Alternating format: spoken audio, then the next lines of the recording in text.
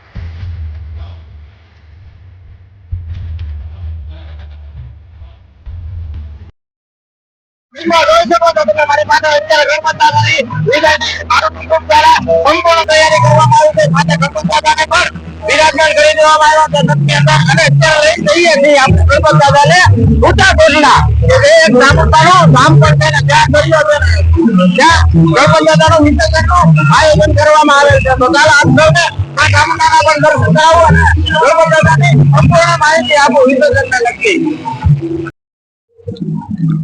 મિત્રો આપણે આવી ગયા છીએ ઊંચા કોટડા ગણપતિ બાપાના વિસર્જન માટે। મારી પાછળ તમે જોઈ શકો છો કેટલી માત્રામાં ભક્તો અહીંયા ગણપતિ બાપાના વિસર્જન કરવા માટે આવી રહેલા છે।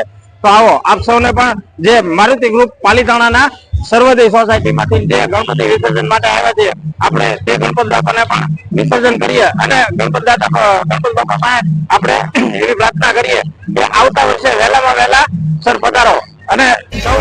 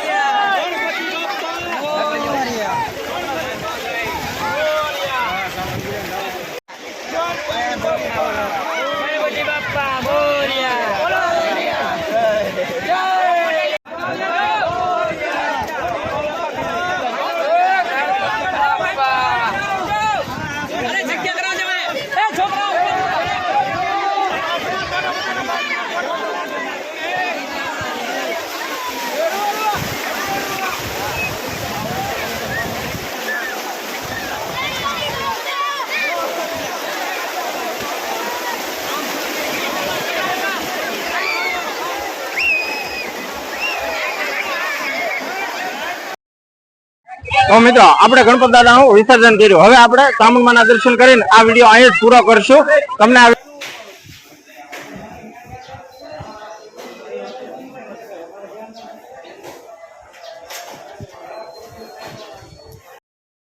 તો મિત્રો આપણે ગણપત દાદાના વિસર્જન કર્યા, ત્યારબાદ મા ચામુંડાના દર્શન પણ આપને કરાવ્યા. કોમેન્ટમાં જરૂરથી જણાવજો આ વિડીયો આપને કેવો લાગ્યો, અને કોમેન્ટમાં ગણપત બાપા મોરિયા લખવાનું ભૂલશો નહીં. સાથે જય શ્રી મા ચામુંડા પણ લખજો, અને આપ ક્યાંથી આ વિડીયો નિહાળી રહ્યા છો એ પણ જરૂરથી જણાવજો.